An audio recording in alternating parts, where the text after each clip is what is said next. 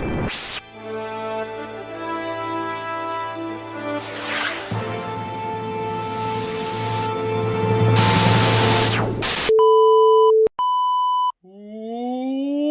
up, folks? You are tuned into the Failing Frequency. I am Ethan. And I'm Mike. And we like talking about Star Trek. We do indeed. And what Trek are we talking about this week, even? Oh, it's a light week this week.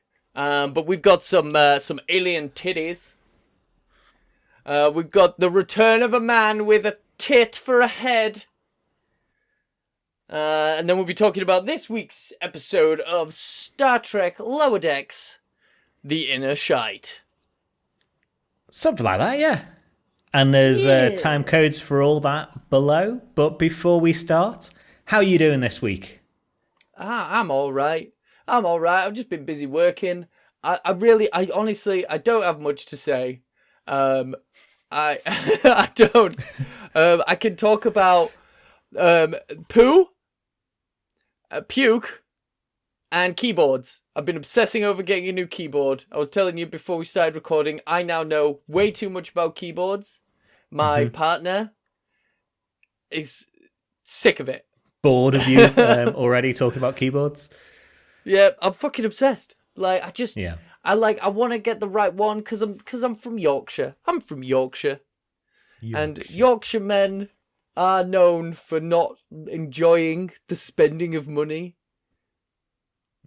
So I want to make us yeah, that's one way of putting it. Yeah, that's how my mum, who is a foreigner, that's how she puts it. Okay. Yorkshire men are tight. And I just wanted to make an informed decision. I now know enough to make an informed decision and engage in a full-on debate about clicky switches online and clicky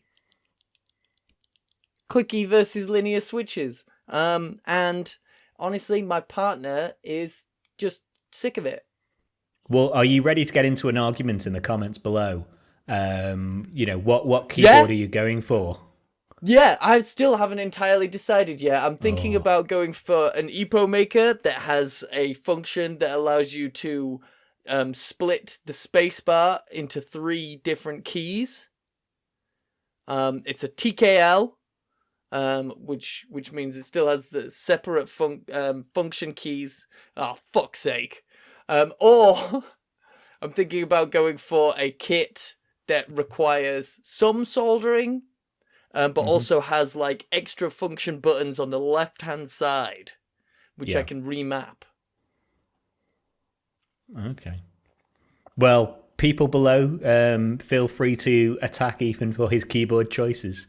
Tell him why you think he's wrong, and he'll tell you to get fucked. Switches. Yeah, I will. Clicky switches till I die, baby. Like, listen to this. Listen to this linear switch. Listen to this. Listen to this, right? Nothing. Can't hear it. Exactly. Nothing. Fucking, I only have 3 keyboards. I only have 3 keyboards.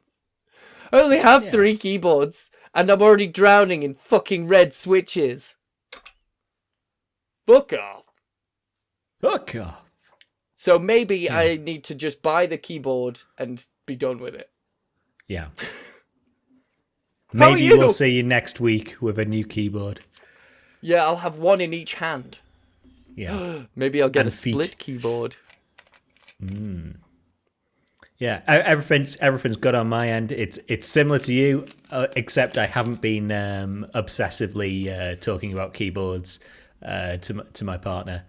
So it's just a case of, working through, trying to get a roof mended above me. So the scaffolding still in front of me at the moment. And then they come back and say, oh, by the way, we found this rotten beam that we need to replace at the same time. Can we have more money, please? I'm like, fuck. So just do it yourself. Just get up there. Yeah. Get up there, do it yourself. Shimmy up the dream bag. Yeah. I don't particularly like heights, and I wouldn't be insured to work, and the building isn't mine. So other than those three main issues, I could possibly do it. Yeah, maybe you'll find some like hidden treasure in the roof. Yeah, Evidence of a crime, maybe. a whole murdered body. Oh, sick. My neighbours are being very quiet of me at the moment, so maybe they're dead. Maybe they're dead. Maybe they're being quiet so as not to draw attention to the fact that they've murdered. They did a murder. A murder most foul. Nah, it wasn't that bad. It just it was an alright murder. It was a murder most fine. Most fine murder. Mostly fine. Right, we've been blathering on anyway. Should we start talking about some Star Trek? So last week we discussed an auction going up where they were selling off some real iconic sci-fi history treasures. We're talking X-Wing models, screen used Star Trek costumes, Shatner's wig. And this week, Mike, God knows what you were searching for, but I'm glad you found it. I didn't search for it. It was on the Star Trek Reddit. Before we start thinking that I am some sort of Star Trek related pervert. But if you, like me, enjoy the fantasy of alien babes, then you, my friend, need to head on over to eBay, where you, for the current bid of $1,824, can become the proud owner of Star Trek Discovery Klingon prosthetic boobs. for Lorel, used on screen the Klingon. For the Klingon Lorel. Sorry, I'm just laughing at the fact that it's that it's actually listed as prosthetic boobs. Yeah, it's boobies. We are apologies Not bust. for anyone like bust. Yeah. We're just going to be children for the next couple of minutes. Yeah, Star Trek man. artificial tits from Lorel for when they were still trying to make Star Trek Discovery very edgy and have it as a war thing, and there was sex and drugs and all that. Yeah. So that it's not the first time you've seen Klingon tits, but it's the first time you've seen Klingon tits like this. It's the first time you've seen Klingon nipples. And they're double ridged. They are double ridged. I was just about to say they're double ridged in case Lorel blows out a nip. Like a shark's Well, we tooth. know Klingons have backups, everything, Yeah, like a shark's teeth, a backup nip takes over. Just slips in. Outstanding. It says here on the inside, it's Lorel 3.0 205 A7 2 of 2. Ooh. So, is that referring to each boob, or is there another pair of Klingon tits out there somewhere? I think there's going to be another pair of tits out there. Awesome. It doesn't look like there's that much padding in them. Maybe they were stuffed, or Mary Chifo. Good on you. Maybe filled them out. I'm not going to start commenting on Mary Chifo. I would say if they were cast or anything like that, I think it's only right that they go back to Mary Chifo. I think it's very weird. I think it's very weird if a studio has cast for Mary Chifo and then being like, right, let's sell these then without your permission. Yeah, that doesn't seem right. So maybe some more altruistic folks who maybe want to spend $18,000 plus $100 shipping. Yeah, ridiculous. Duties? The fucking duties? Shipping and stuff like that. Because you're shipping them extra. from the US. Yeah. Fucking. Maybe you I want mean, to God get forbid these. you ship them from the US. What's that going to flag up for customs? Artificial Ah, tits. people ship all kinds of weird shit through customs. I had a friend who started an import business in Knaresborough, and We've I all was just got a like, so, friend. Okay. well, no, he was like, I've got, I was like, oh man, how's it going? What are you up to? And he's like, oh man, I got some money from my parents, so I started an import business. Like, it's really simple. I'm literally just like taking pallets of stuff and that other people have ordered, and I'm just sending them out. And I was like, oh, what kind of stuff? And he's like, I mean, like a little bit of everything, but in all honesty, it's mostly dildos. And I was like, oh, so what? So you, and he's like, I don't, like, it's just what people are ordering. There are so many sex toys out there. Like, I don't understand. Like, there are so many dildos. I am surrounded by dildos all day. Like, he's just like, where are all these? What? He's like, I'm surprised. I've seen And that's so just many the people dildos. you work with. Haha. Way, you bloody got him. But he was like, I've seen, since he started that business, he has seen so many dildos that he's like, why aren't I seeing more dildos all the time? Why am I only just, if there are this many dildos out there, why am I only just seeing them? And there's fake tits. There's, those funny, like, torsos that people like to ride on. You could stick these on one of them. But you shouldn't, because you should return them to their rightful owner. Yeah. Return these tits to their rightful owner. Yeah. Hashtag return the tits. Give Mary Chifo her tits back. Yeah. Oh, so much fun. See, I might actually have to go on X and start tweeting that and see if I can start a movement. Yes! I'll go on Copy Threads. Mary Chiefo in and, do you not want your tits back? Yeah, man. Surely sort of these... Yeah, man. These were made from you. Well, potentially. They potentially potentially. cast from her, not necessarily. It would make sense for the production to cast them from her, but, I mean, Mary Chifo's an artist. I'm sure she was like, Yeah. Got in the nose when Jerry Ryan had to do 7 of 9. That whole costume was, built on her, pretty much. If you want some Klingon tits, or if you want a scale from Madame Vastra's face from Doctor Who, you can just head on over to eBay. You can get anything on eBay. Things that you shouldn't even be able to buy, you can get on. Absolutely not. Yeah. But moving on. So yeah, like we were saying, it's pretty slow news week for Star Trek.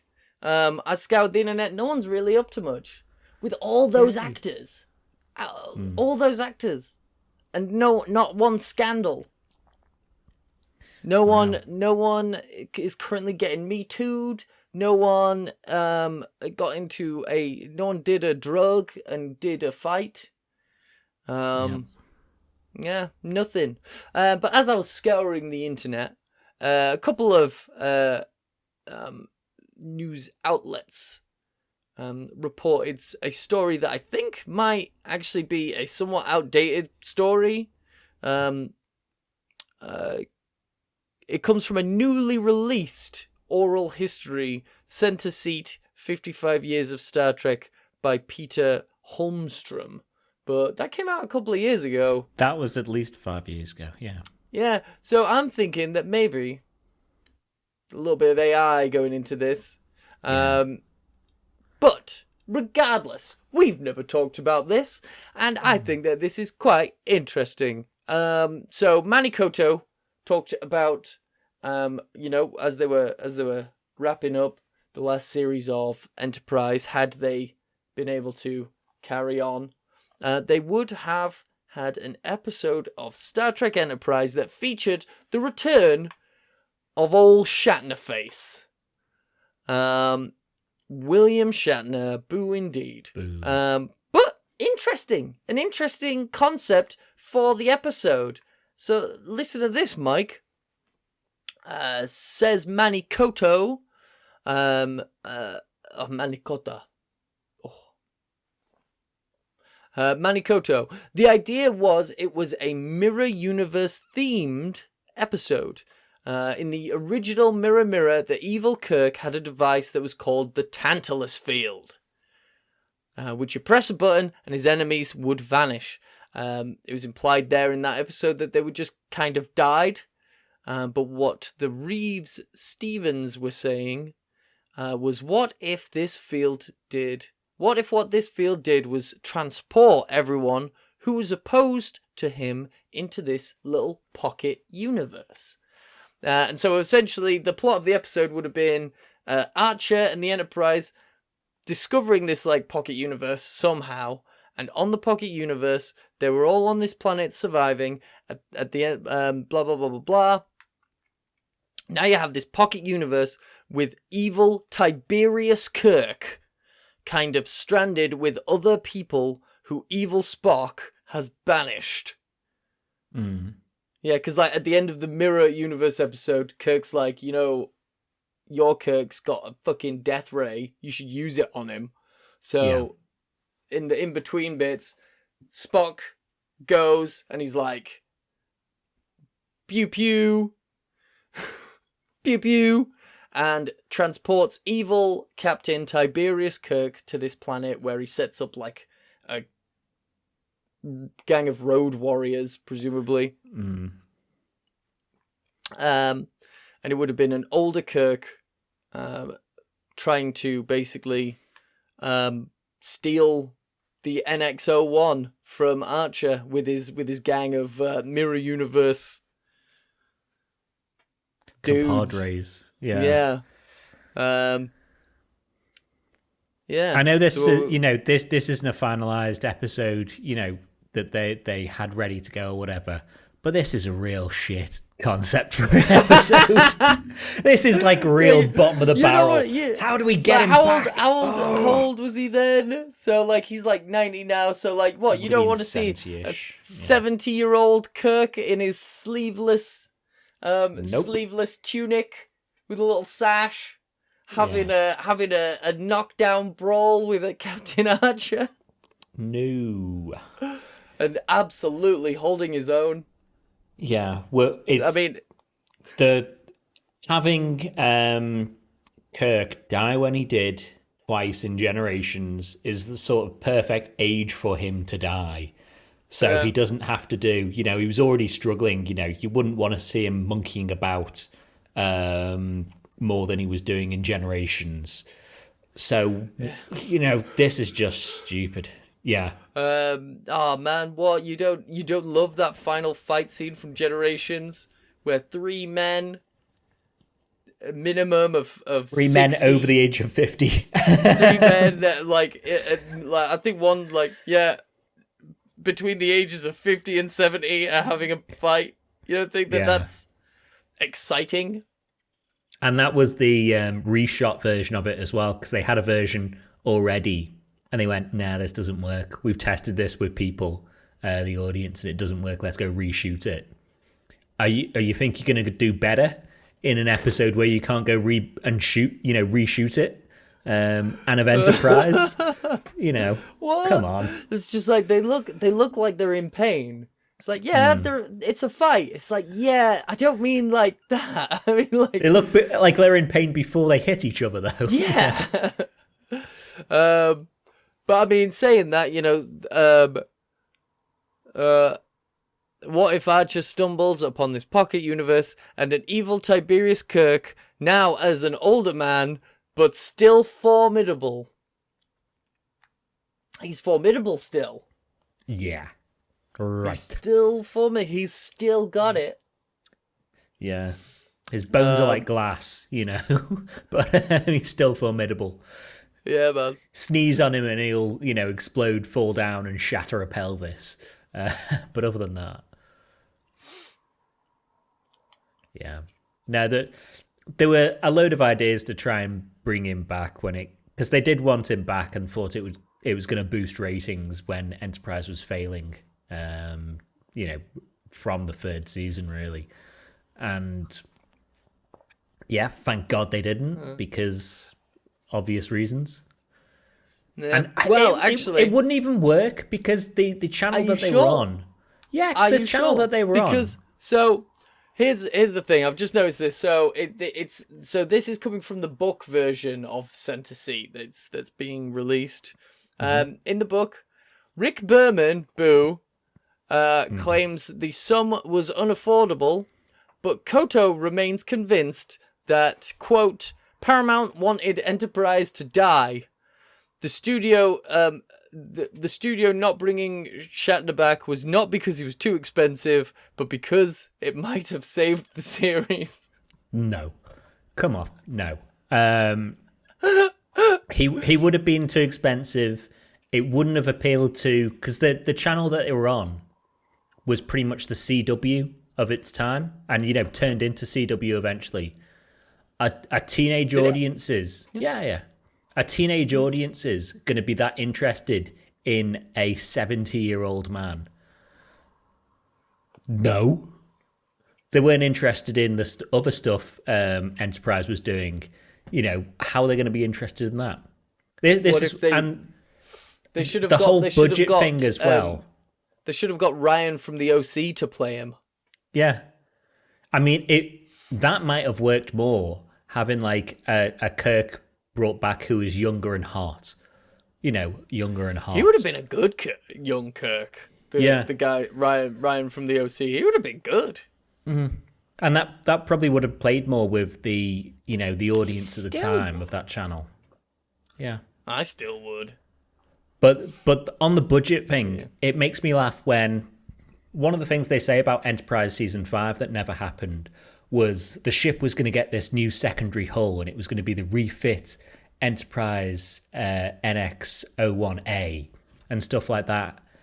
And you have like Manny Koto saying that, and you go, okay, you know what's really cheap? Reusing the CGI asset that you've already got. You know what's more expensive than that? Rebuilding the CGI asset and then rebuilding sets. So you're going to have new sets for the secondary hull. Yeah. If you're a failing show that is struggling to get 2 million viewers a week, back then when 2 million was poor, they're not going to let you go, oh, right, what we need now is a couple of million because we want to take this soundstage and turn it into this, and we want to redo our assets. They should have reused the Defiant set from the Mirror from the Mirror Universe episode they did. They could have done that. Yeah. But yeah. Just another little window into somewhere in the multiverse. Along with Mark Bernardin's Khan episode of TNG. Mm. And lots of stuff currently, like the Khan podcast. Yeah. Yeah. Yeah. In any case, shall we talk about the episode of the week rather than No, I don't think we should. No, shouldn't we? Okay. But we will anyway. We should talk about poop. And boobs. Poop and boobs and baby puke. But Lower Decks, Season 4, Episode 9, penultimate episode of the season. The Inner Fight. Non-spoilers. Ethan, what did you think of the episode? It's good. I liked it. I liked most of the things in it. In fact, I can't really think of anything that I didn't like about this episode, to be honest. Yeah. There was even like I even felt bamboozled. I felt bamboozled. Bamboozled. Yeah. One thing that I didn't like, because there is a cameo. There's a great cameo, deep cut cameo. But I won't say who it is. But this cameo, it's made me sad because it has officially killed a slice of my headcanon. Yeah. I won't go into it in non-spoilers, but yeah. We'll do it in spoilers, definitely. But if you enjoyed episodes If you I say didn't the even get two a list. episodes, that it might spoil who the cameo is. Um, but yeah, hey, if you enjoyed TNG episode Mm, Lower Decks, yeah. there's a little nod to that. Hmm. Um, if you enjoyed that episode with Wesley and the pilots, which I've forgotten, the Red Menace, Nova Squadron. It is. Nova Squadron. Mm. Yeah, you'll like this episode. If you liked the movie Predators, you'll like this Yeah. episode. And if you like Star Wars, if you like A New Hope, some episodes of The Mandalorian, Yeah. and the Boba Fett series, then you'll also like this episode. Yeah. I thought it was a good episode. Get more insight into Mariner as a person, which I Yeah. think is sorely needed. So it's light on pretty much everyone else, and fine, good. I'm fine having not all these shows, because there's a core four people, need to be about all four of them at once or two of them at once. I didn't think it was that funny. And again, I don't need Lower Decks to be funny, but if I was going to knock it down for anything. And I thought the A plot and the B plot intermixing was relatively good, or better than the last couple of episodes that we've had. It's felt like maybe in the last couple of episodes I've complained about the A plot and the B plot having, no sort of joint messaging or harder joint messaging. Whereas this one I thought, at least it carries on a story track together. So, yeah. I quite liked it. And it's good we're actually, pursuing the overall season, Totally. storyline that we've been ignoring a bit. So, yeah. Yeah. Do you want me to do the what's the story bit? Yeah. Okay. Mariner is on a bit of a tear, doing increasingly dangerous things, so to keep her away from a mission on the Cerritos, her mother, Boimler, Rutherford... Her mother, Boimler? No, that's... I knew there was that's something not right. fucking weird.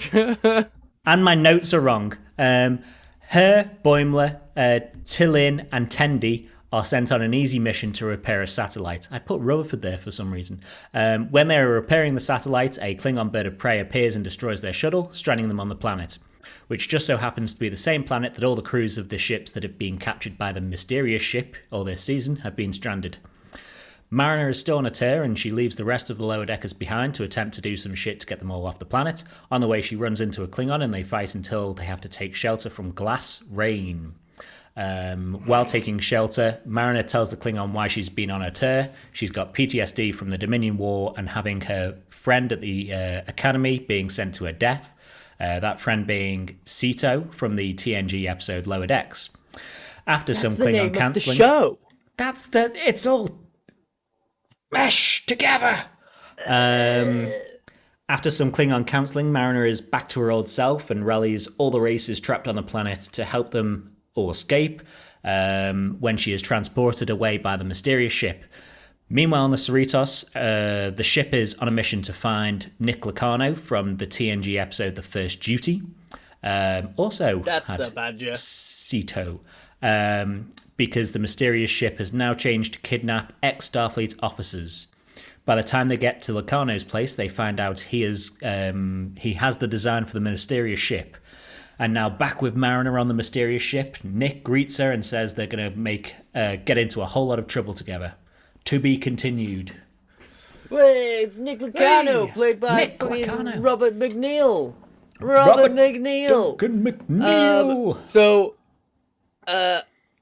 my headcanon took a heavy hit by them outright having Nick Lucano in it, because I always had it in my head that Nick Lucano was Tom Paris.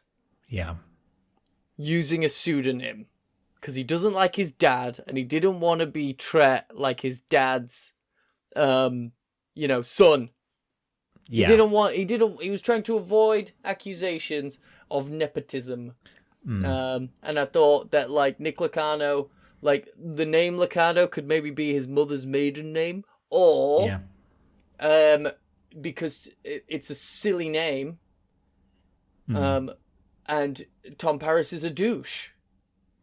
Yeah, he is. So maybe he wanted it to sound exotic.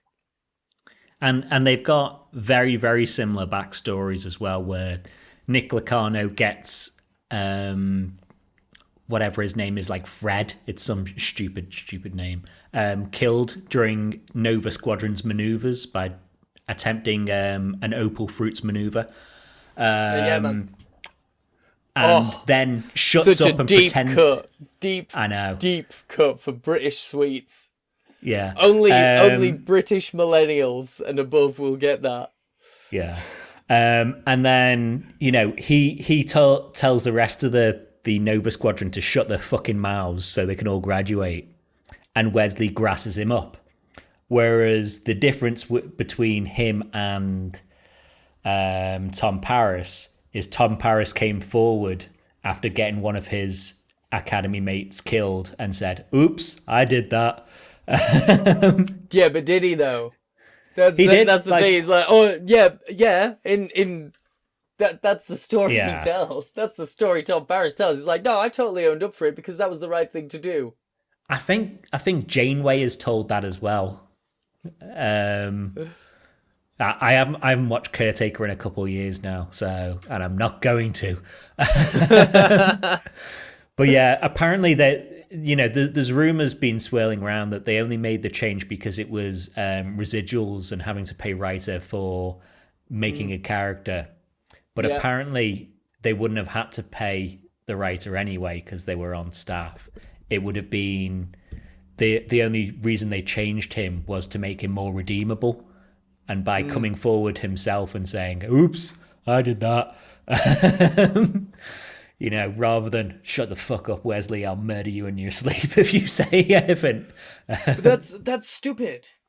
That's stupid. That's not how you do character progression. You start the character off as being irredeemable. Yeah.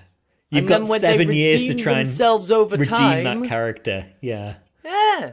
Fucking hell. Yeah. Useless. Basic TV, 90s TV, like, well, he's got to be nice. Yeah. What I'm waiting for, and it's way skipping ahead though, but one of my hopes for the next episode, as soon as I saw this, I was like, I wonder if they could get Tom Paris. They captured Lucano at the end or whatever, and they hand him over to Tom Paris. So it's, Nick Lucano being arrested by Paris.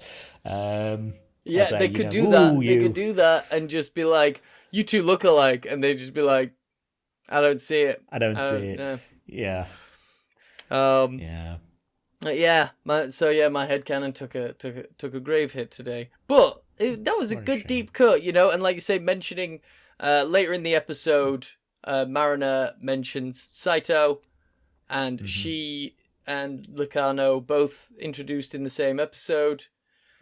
And then Saito gets killed in fucking Lower Decks, the TNG episode, not the show. Yeah, they're different. They're different. They're different. Slightly. Yes. It's good deep cuts. Cuts. And it makes sense how this Lower Decks series is spun off from Lower Decks to connect it into Lower Decks, the TNG episode. Mm-hmm. Yeah. I thought it was good as well, the Mariner's PTSD, or finding out more why she's like, this somewhat painfully annoying character at some points. So when she's going on a tear and people are like, "Oh, what the fuck are you doing?" Or why she never wants to get promoted, and people are like, the audience have been complaining, or some sectors of the audience have been complaining about Mariner, and some sectors will always complain about Mariner because of other things. But her because having she's a woman and because she's black. Yeah. And she people has don't like her own agency. Can you imagine a woman with agency? She's bisexual. People don't like any of those things. But having a lot of that be PTSD based, of like looking up to Saito. Saito being sent on a mission where she was probably going to die. Her dying. The Enterprise going, no, man. Brushing off its hands. Whoops. Fucking off next week Yeah. to next week's episode. And then she goes from that and then straight into the Dominion War. And she's like, yeah, loaded my higher-ups just sent people to die. Why would I want to become a higher-up and just send people to die? Makes sense to me. And this shows, like, you know, it's not far off the Dominion War. It's only a few years off the Dominion War. And so, like, yeah, she's probably, like, she's literally just been, like, the whole time, just raging against the machine, getting herself into trouble, swashbuckling through space, rather than, like, talking about her feelings. Yeah. Do some talking, you know. Yeah, talk about your feelings. No And, matter how gross it is. Yeah. Feelings suck. Yeah. And then having this Klingon, you know, there's been it's a meme around, but really it's from the DS9 episode. What was it? I did make a note of it as well. I can't fucking remember. Whatever DS9 episode it is with Garak and Martok and Worf in the prison. And then Garak is doing a claustrophobia. Yeah. In Inferno's Light, awesome or moment. by Inferno's Light. Awesome and then, moment. You know, they Worf and Martok see Garak facing his claustrophobia to go back in and do whatever he needs to do to get them out. And Martok's all like, there's no greater enemy than one's own fears. Yeah. Worf's like, it takes a brave man to face them, you know. Like, the Klingons have, like, you know, have a wonderful grasp of, like, mindfulness and, like, surprisingly wonderful grasp of mindfulness and self-love and, like, positive attitude towards mental health. Yeah. They should do. They've got temples everywhere. Yeah, totally. You know? Yeah. They slayed their gods that were mean to them, you know? Yeah. Yeah, they did. And then when it comes to this episode, it's like to not get Mariner over a PTSD, because you can't really, you know, it's not Iron Man 3. You don't just evolve out of PTSD within 30 seconds. But it's like, you know, would Saito have gone on a mission that she wouldn't want to? Would you have? No? Well, you dishonor her then. You know, your friend was brave or whatever. And then Mariner's not fully, you know, evolved into being a Star Trek Federation robot. Because she's still like, I'll call out shit Starfleet's doing still. She says something like that. So we're still going to have Mariner. She's just not going to be... or maybe she'll address some of the PTSD. So yeah, I thought that was really good. You know, if you're scared of just doing a good job, then raging against the machine is maybe in some ways kind of the cowardly thing to do. Yeah, and even if it is more physically dangerous.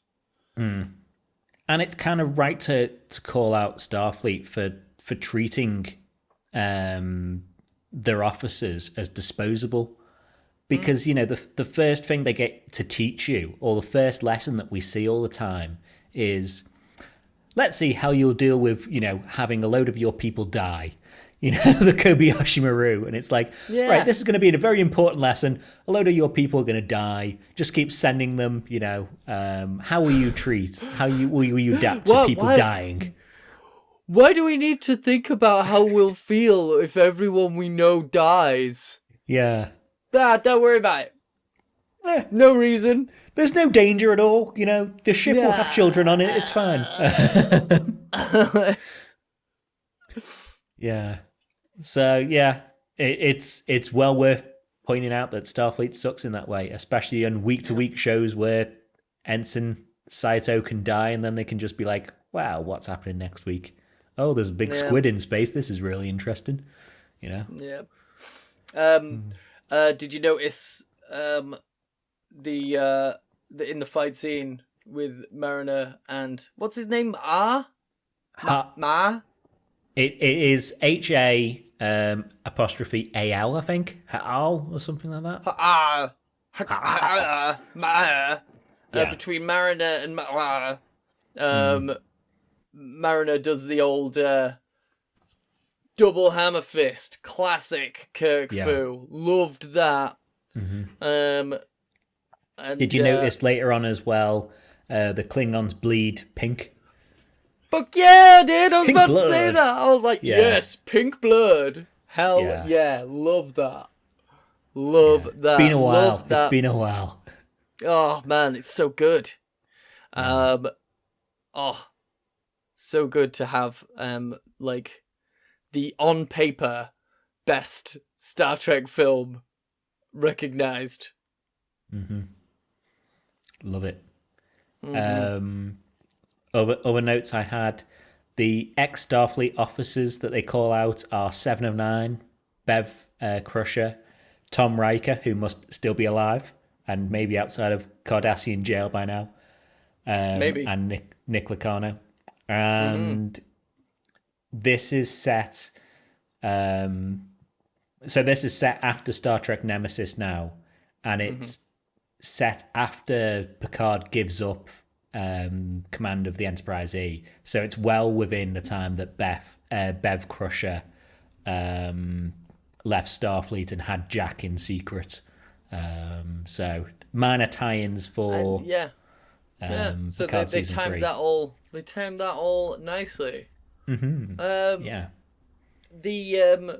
I liked it when because they're just like, we need to when Nick Locarno gets here, he's going to be a bad influence on Mariner. I love that the awareness that her mother has. It's like, so we need to get her out of here. So they just find like a whatever job.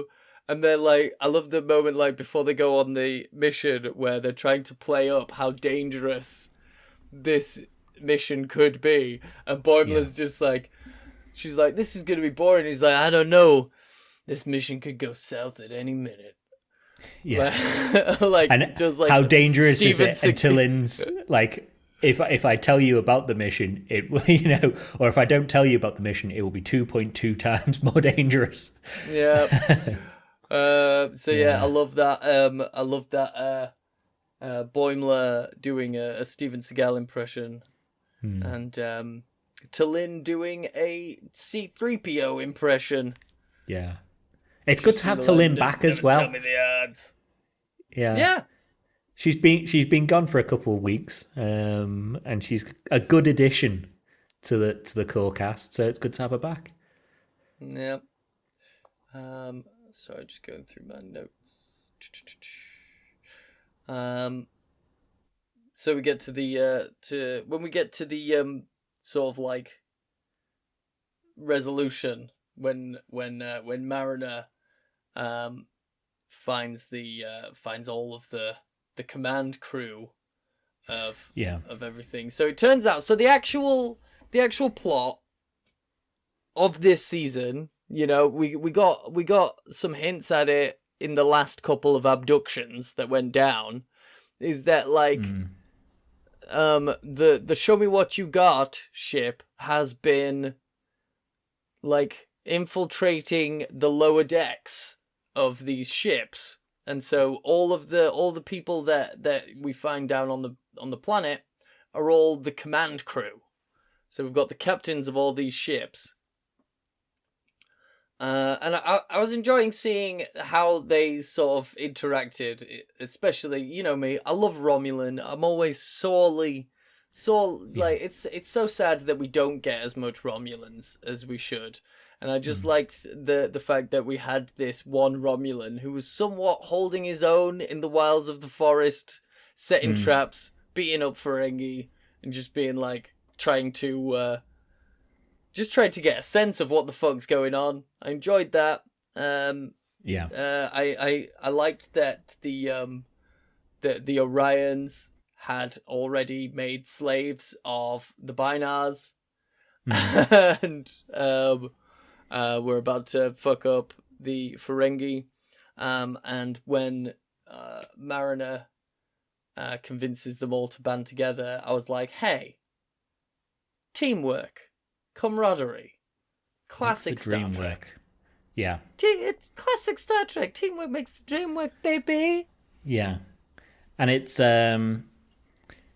it's something as well. So Mariner by this point has gone through and had a conversation with the Klingon and done her minor therapy thing. And then it's it's kind of maybe message of the episode or whatever. But the Klingon is all crouching with her and like, there they are, we'll get ready to attack.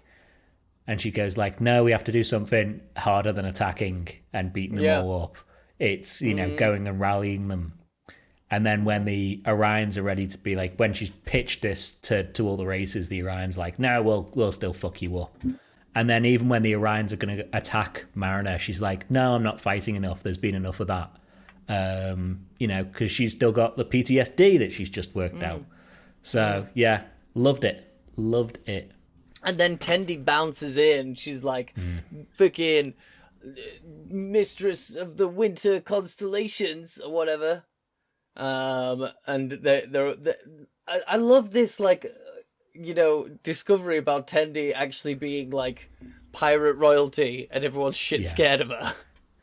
There's one Orion that we've had in 4 series now that hasn't treated her like royalty, and that was the one that was raised on Earth and didn't know anything about Orion. Yeah. Everyone else is just like, oh, mistress, Yeah. Good shit. And then, but the Klingon didn't get to beat everyone up, but they managed to fucking get onto the Klingon ship and pry part of the hull, which is graded to go in and out of an atmosphere. Yeah. Using like fucking improvised tools. They managed to get into the thing, but those birds of prey are fucking taped together. Like, yeah, and maybe even ancient. That ship might be 100 years old. And they get on, and this is probably one of my favorite moments when the captain kills that fucking ensign, the Klingon ensign from like a couple seasons ago, who's taking over the ship. He fucking he like bites his shit off. Yeah, comes up and you don't see the bite, but it's just like fucking Pepto-Bismol all over his face. And he's just like, just like, God knows what he did. Did he bite his dick off? Yeah. Or did he just throat? I'm thinking more like the neck, Exactly. That's my thing. It's either throat or dick. Yeah. He's bit off his double nipples. Yeah, one of his dicks. Both of them. Both of his dicks. Both of his dicks and his throat. All of it. So it's kind of good we've got this this crew now of the Bird of Prey is a load of Klingons, and then all the races that have been fucked up by this mystery ship. So next week they can go on a tear trying to destroy or whatever the mystery ship, as well as get Mariner back. Yeah, man. Which all good for me. Yeah. Before we do the last bit of the episode, are we gonna do the B plot? Yeah, let's do a bit of the B plot at least. Do you have any? Were you about to say some more thoughts on the A plot for this bit? I was going to go to B anyway, which I thought it was a reasonably smart B plot, because you're watching Freeman go down and have trouble getting into the bars to get the information about Locarno and stuff like that, and just getting kicked back, and it's like, no, we don't like Federation here. Oh, this bounty hunter can walk in because he's not Federation and stuff like that. Oh well, actually, I think you'll find what he said was like, we don't like the Federation here. I'm British. Yeah. And I saw that and I was like, wow. He sure is what British. What a solid accent. Solid. Just like, hello, love. Yeah. But it all being like a ruse or a ploy by Freeman to have like bill-ups in this bounty hunter costume. I was totally about that. I thought that it was going to be Nick. I thought it was going to be Nick Locarno. I thought it was going to be Nick as well. trying to get the information about where he is to like get rid of the information. Yeah, man. But yeah, really smart. And she set this up before the Cerritos even got there as well, because that bounty hunter ship comes in straight after them. Yeah. So she's had this as a plan continuously through there. So, yeah, exactly. And it happens continuously throughout the episode. They try to go to the bar and they don't get let in, and then bounty hunters just sidle on in. Because they're in a, what was I saying? Yeah, the place that they're at, they get down, it's just like, someone mentions he's in the pickpocketing district. Yeah. And there's all like bars and stuff, and it's like, is this Mos Esper? Are we in? Yeah. Are we in a? This truly is a hive of scum and villainy. Yeah, I like this. I like this little addition to the Star Trek geography.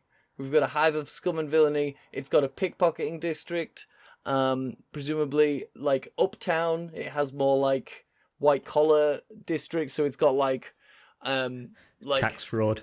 Tax fraud. There's a tax fraud district and an insider trading district. But down here where we're at, there's like a pickpocketing district.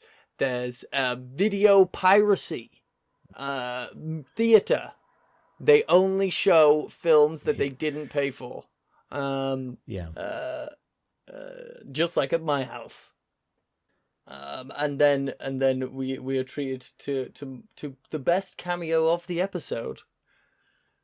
It's the one that got the biggest laugh from me. So this was my laugh. Clint Howard. Really. It's Clint Howard. So people might not know, because it is a long callback, even longer than Starburst being Opal Fruits.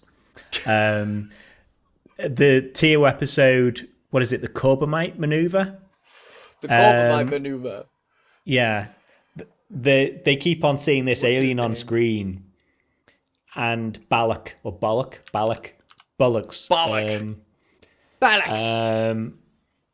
And he's saying like, we will destroy you, and it's just like terrible. And then we find out that alien is just a puppet, and it's just a baby with a baby Clint Howard. I was going to say a baby with Clint Howard's voice, but it's baby Clint Howard. No, it's baby Clint Howard with a man's voice. Yeah, true. So in this episode, you see it, and it's moving very robotically, and Freeman's like, I think that's a puppet. And, Rutherford or Shax is like, a puppet? How can you tell? And you're like, you're an idiot. That's clearly a puppet. And she picks it up and starts shaking it, and you see all arms and legs come out, and you're like, no, I'm not a puppet. Stop shaking it. I love Rutherford's line of like, he's got all kinds of internal organs. He's got all kinds of shit going on. Yeah. Does he have an appendix? Really That's funny, my question. Great moment. And before anyone says, why was that alien look like that? Because that was just a puppet from Clint Howard or whatever. Well, maybe there are aliens that look like this puppet that Clint Howard, or Clint Howard made a puppet that looked like a different species of alien. So shut the fuck up. Yeah. Yeah, exactly. Maybe that puppet is offensive to that alien. Yeah, it probably would be. Yeah, be like, we are not a caricature. Little green men have rights. Little guys. Yeah. Yeah. Little guys, big heads, big eyes. My other chuckle of the week, and it wasn't a big laugh or whatever, when so they've talked about Bev earlier in the episode, and then when Mariner's sneaking out when Boimler's asleep, he rolls over and goes, teach me how to tap dance, Beverly Crusher. Yeah, I thought it was weird in that moment where Beckett goes to sleep and she's like, fine, I guess I'll just go to sleep, and then sits upright. Yeah. And I'm just like, and it's just straight away, it's just like, she's not going to sleep. Yeah. Like, she's All the obviously rest of gonna you are sneak off. idiots. Clearly, Yeah. she's not going to go to sleep.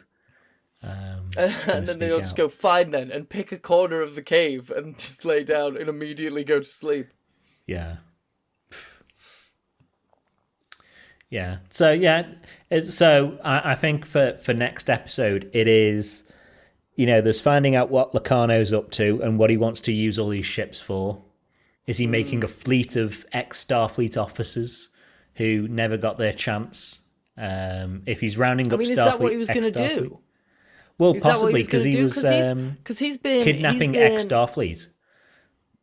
has he been kidnapping ex-Starfleet? Who else has he That's what kidnapped? they say at the start of this episode. He was kidnapping ex-Starfleet, and he might have kidnapped Mariner as part of the end of this to do whatever he wants to do as well. Yeah, because he probably thinks that she'll rage against the machine with him.